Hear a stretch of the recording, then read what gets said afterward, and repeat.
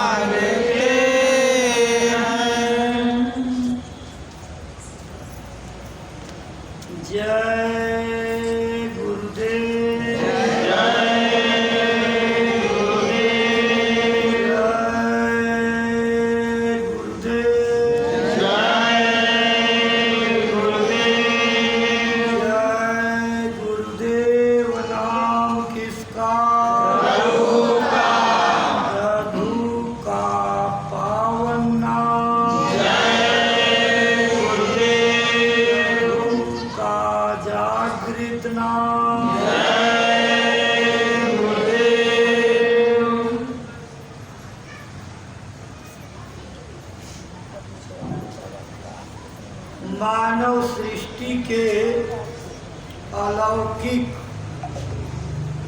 रहस्यमयी और महाशक्ति संपन्न युग महापुरुष परम पूज्य स्वामी जी महाराज के पावन चरण कमलों में अनंतों अनंत प्रणाम। गुरु महाराज की दया कृपा लुटाने के स्तंभ उनके निज रूप संस्था प्रमुख पूज्य महाराज जी को कोटि नमन। संस्था के शुभ चिंतक मार्गदर्शक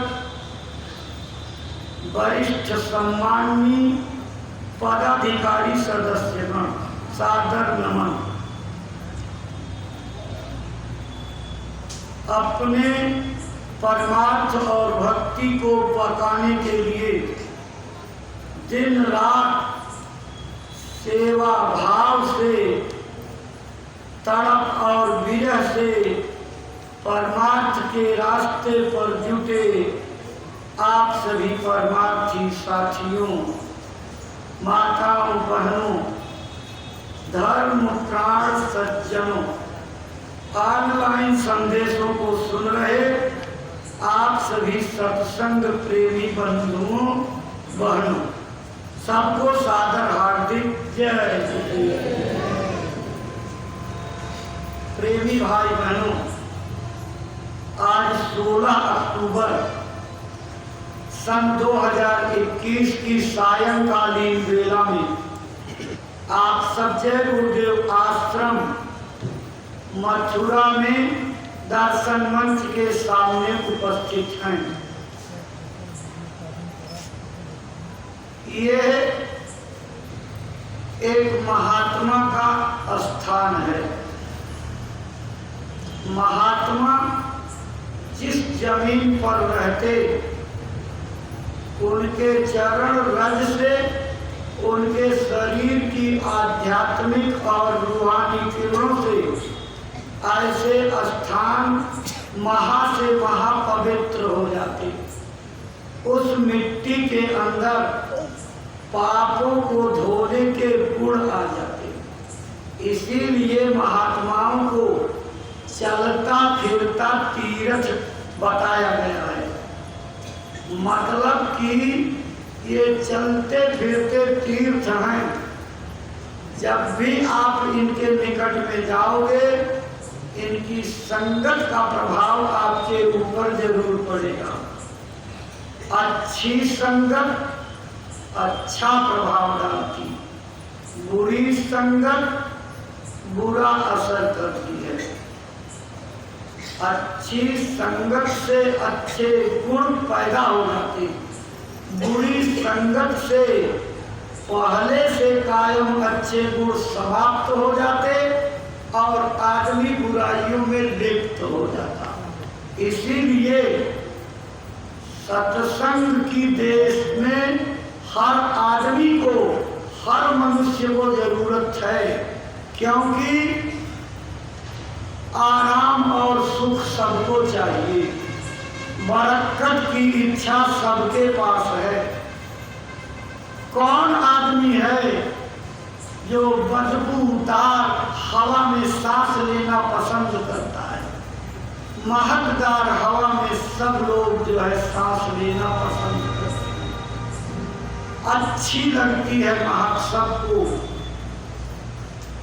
महक और दुर्गंध का भी असर होता है। मैंने पहले भी आपको याद कराया था। अगर आप गुलाब के बगीचे में चले जाइए और हाथों में गुलाब के फूल तोड़ करके थोड़ी देर इधर उधर घुमाइए और उसके बाद फूल को गिरा दीजिए। बाद में टहलते हुए किलोमीटर चले जाइए और उसके बाद अपने हाथ को जब ऊपर नाक पर रखोगे तो आपके हाथों से गुलाब के खुशबू की महक आती हुई नजर आएगी। इसी तरह से हम लोग खेती का काम करते हैं। दीमक की दवाई प्राय सभी काश्तकार अपने खेतों में डालते फसल को बचाने के लिए।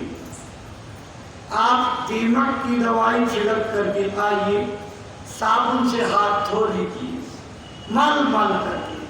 लेकिन उसके बाद भी जब आपका हाथ नाक पर जाएगा तो आपके हाथ से दीमक की बदबू जरूर आती नजर आएगी।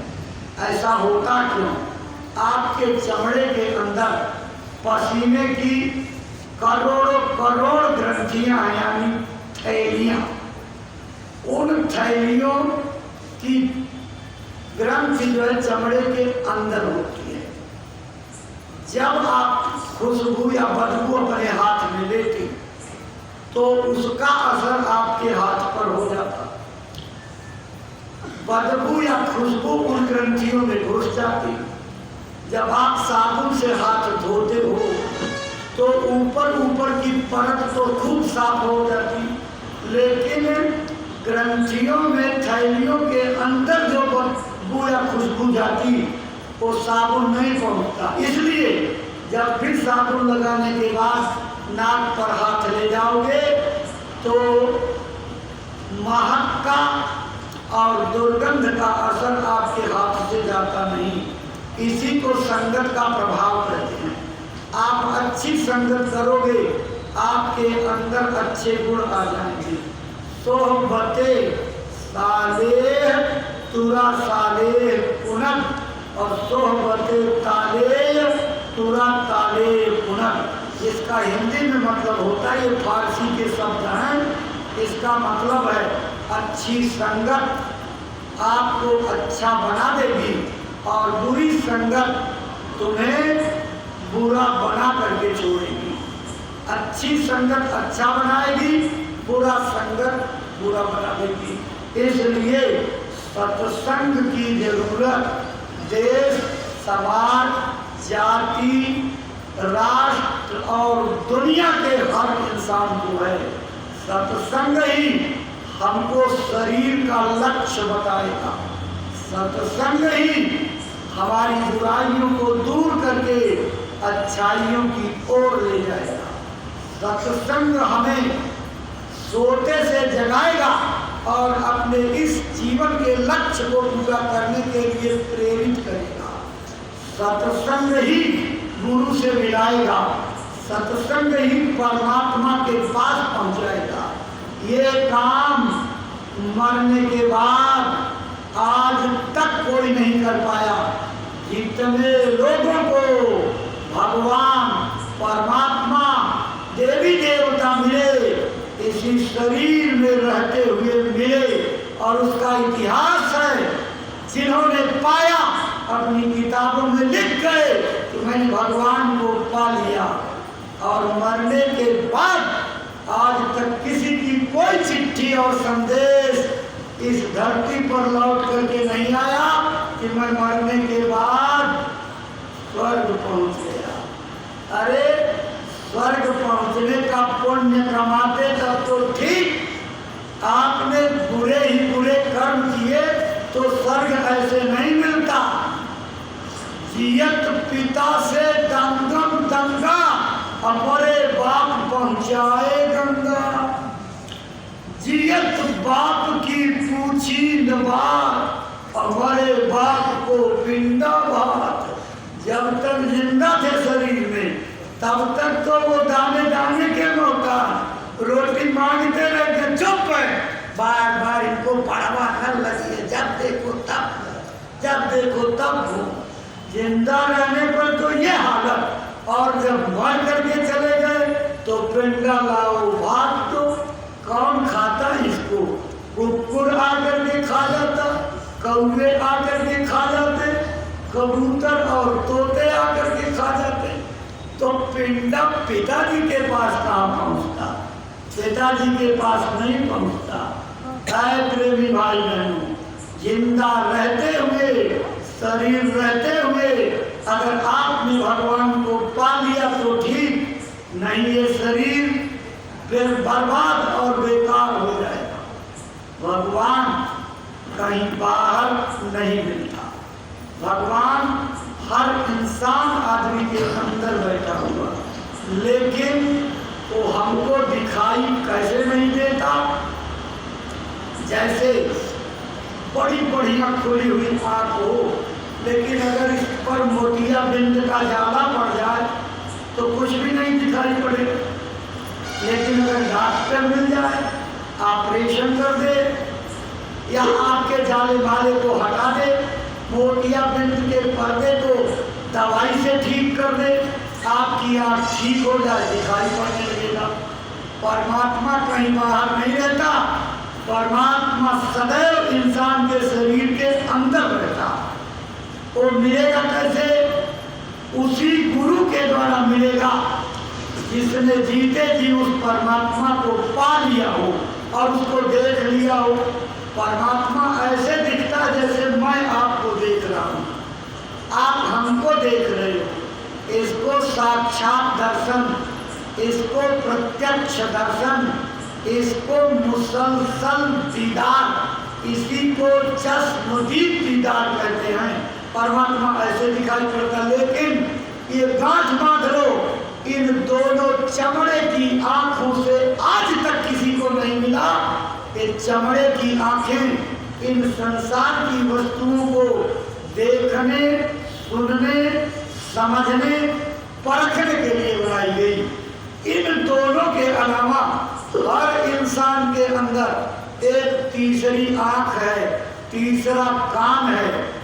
वो ऊपर के देवलोकों को, देवताओं के लोगों को देखने के लिए आपके अंदर बनाई गई है। जीवात्मा में है, ये शरीर की है, वो जीवात्मा की, उसको दिव्य दृष्टि तीसरी आंख कहते हैं। गांव में आपने कहावत सुनी होगी कि शंकर भगवान के 3 आंख थी, अगर वो तीसरी आंख उभार दे तो सारी दुनिया भस्म हो जाए। ऐ नर नारियों, वो आंख केवल शंकर भगवान के नहीं थी। जितने लोग मानव शरीर में माता के गर्भ से पैदा होकर के इस धरती पर जन्म लिए, सबके पास वो तीसरी आंख, लेकिन खोलने वाले गुरु की जरूरत है, जो उस आंख को खोल दे। कौन खोलेगा? जिसकी खुली हुई है, जिसकी बंद है वो कभी नहीं खोल सकता है।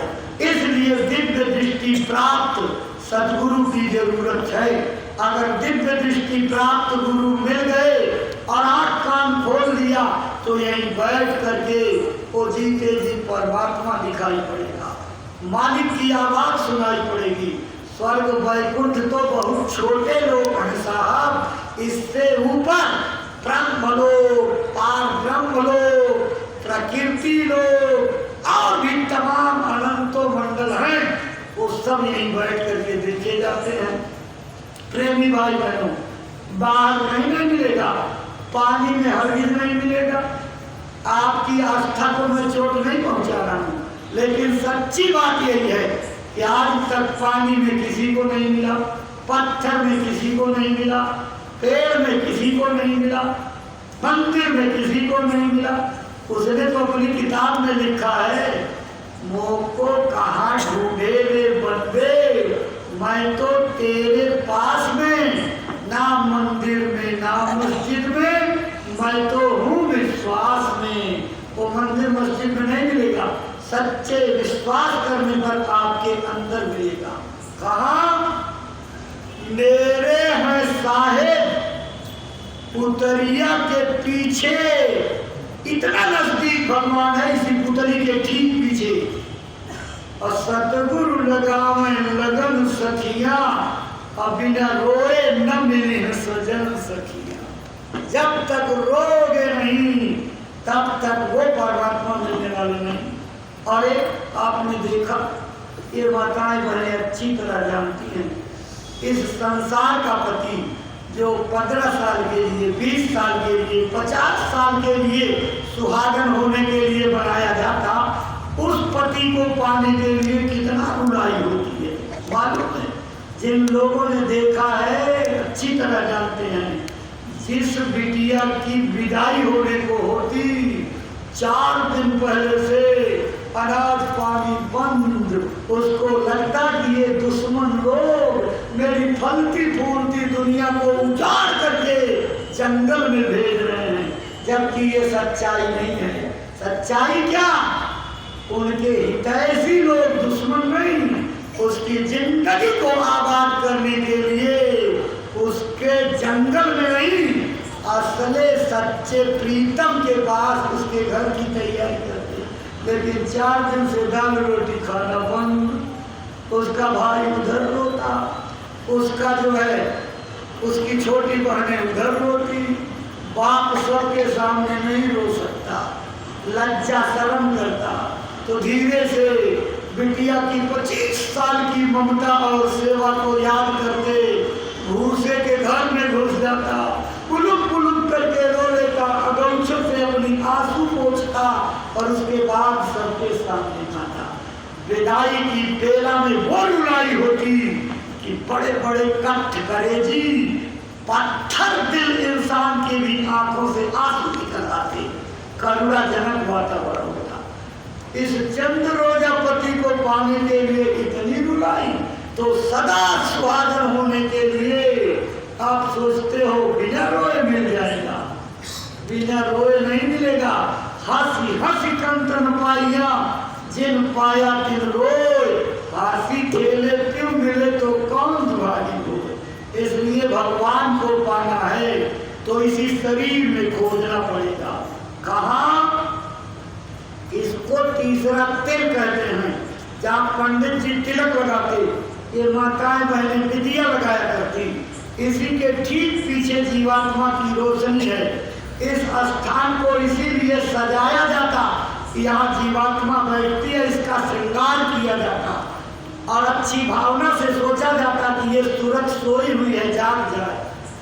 कहा है महात्माओं ने, तीसर तिल में पिल रहो, मन की डोरी खींच और सारी सृष्टि दिख जाएगी दो नयन के बीच।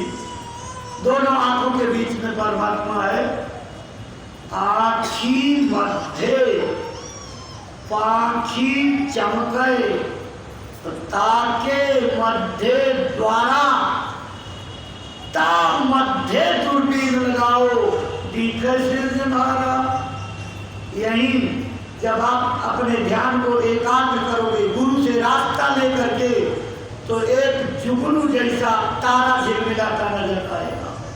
और गौर से देखोगे तो तारे में छेद हो जाएगा, उसी के ठीक बीच में सुई की बारीक की लोक की तरह से इतना चमकदार प्रकाश आएगा, ये सूरज और चांद सितारों में कोई रोशनी नहीं।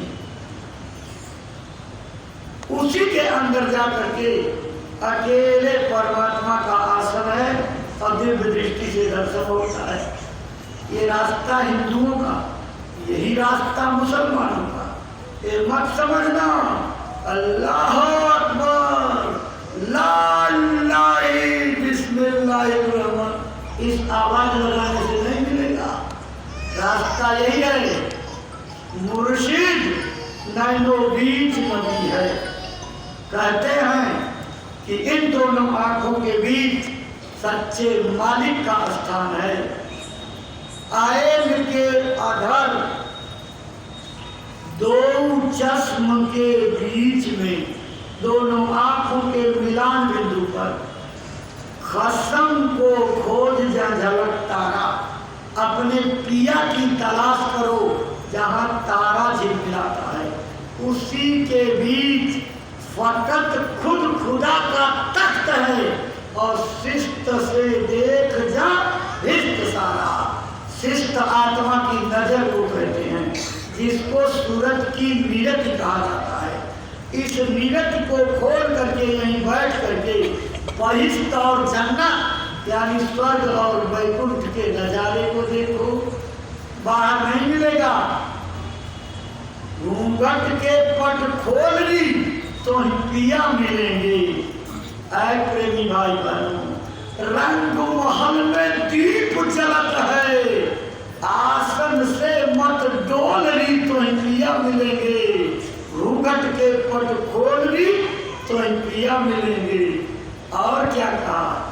कहत कबीर सुनो भाई साधो, बाजत अनहद ढोल री तो पिया मिलेंगे। इसी शरीर में सातव नौबत बाजती होत 36 रात, सो मंदिर सुनो पड़ो बैठन लागो काम। जब तक इसके अंदर परमात्मा की वेदवाणी, आकाशवाणी, उसकी गगनवाणी, उसकी गैरवाणी इसमें उतरती कलमा आयतें, तब तक शरीर चलता फिरता हिलता डोलता बोलता।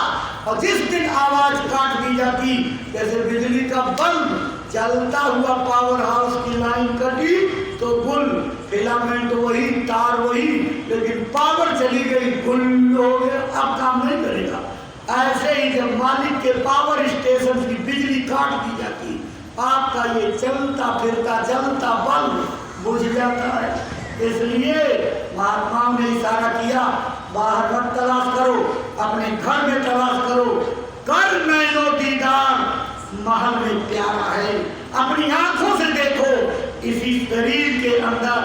काया नगर अजब एक बंगला तामे गुपुत झली गुरु ने मोहि दीनी अजब करी। इस काया रूपी नगर में एक बंगला यहाँ पर विराजमान है जिसमें सूरत रहती, उसी के आगे उसका परमात्मा रहता।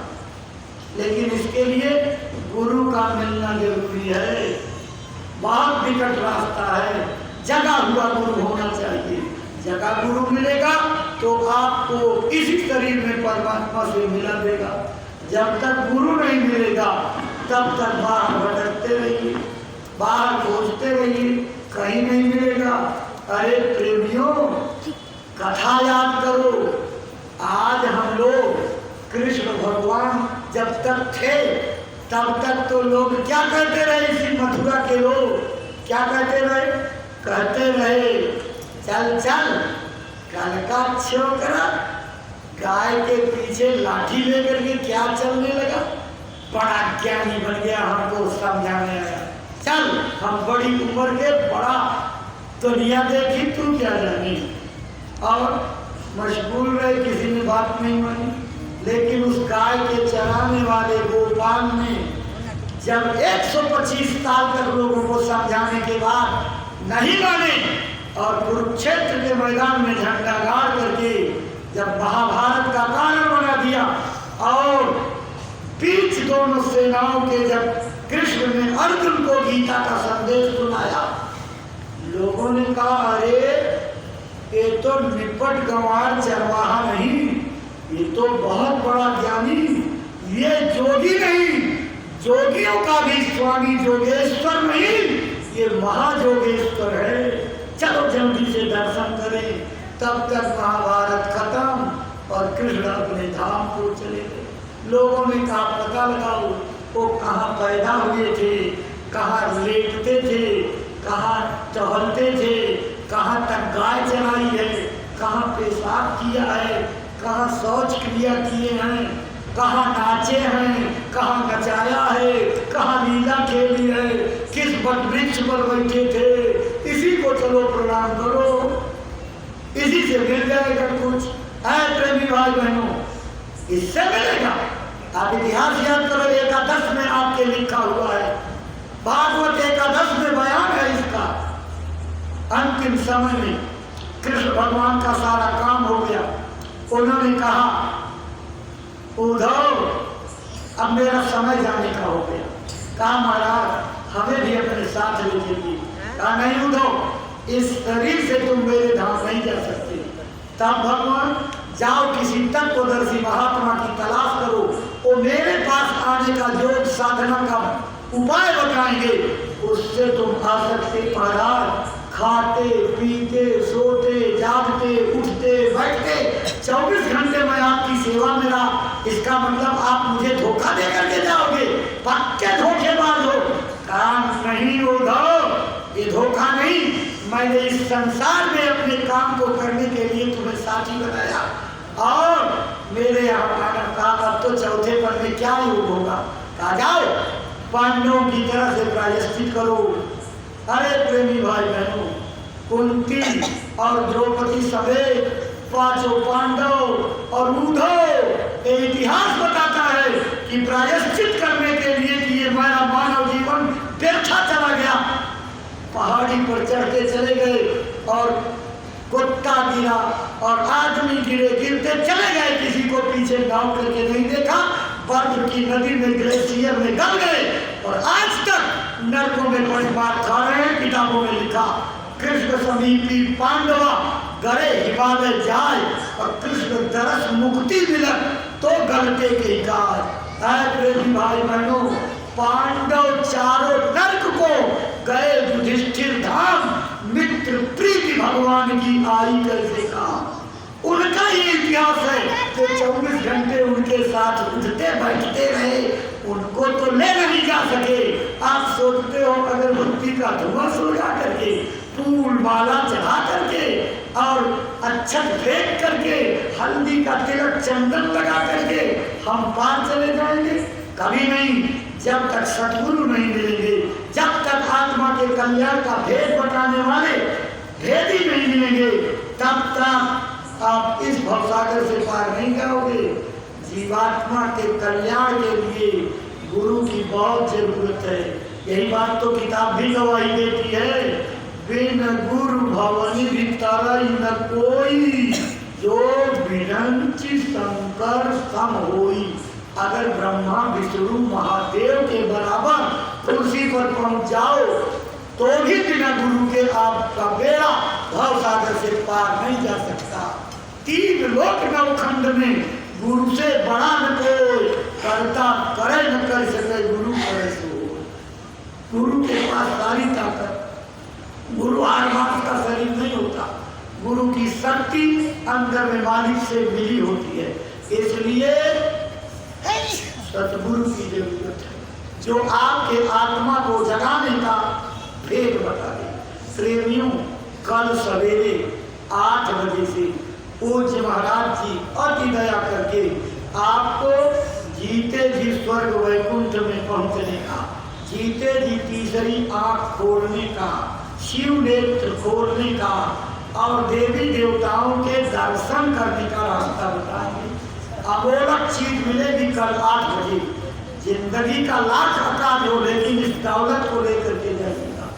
साधु नहीं बनना, घर बार नहीं छोड़ना, जंगल में धूनी नहीं रमाना, कुटिया में बैठ करके जाप नहीं करना, अपने घर में रहो, ईमानदारी मेहनत सच्चाई से अपना काम जो भी लालन पालन बच्चों का करने का, अपने जीविकोपार्जन के लिए करते हो करो, उसकी कोई मनाही नहीं।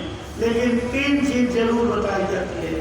अपना काम मेहनत ईमानदारी सच्चाई से करना, घर में बाल बच्चे इनकी सेवा प्रेम और मोहब्बत से, और शाम को जब सारी दुनिया बैठे सोए तो आप जान करके 1 घंटा 2 घंटा लगन लग जाएगी तो आधी आधी रात करने लगोगे। जब ऊपर से बाजे गाजे बिना किसी नगाड़े के बजते हुए नजर आएंगे तब आपको रस आने लगेगा।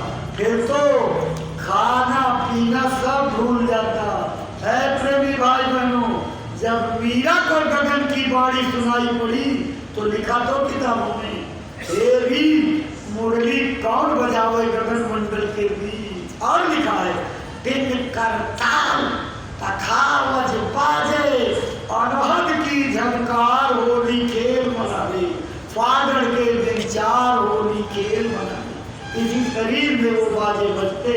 और उन्होंने पूरा स्पष्ट लिखा।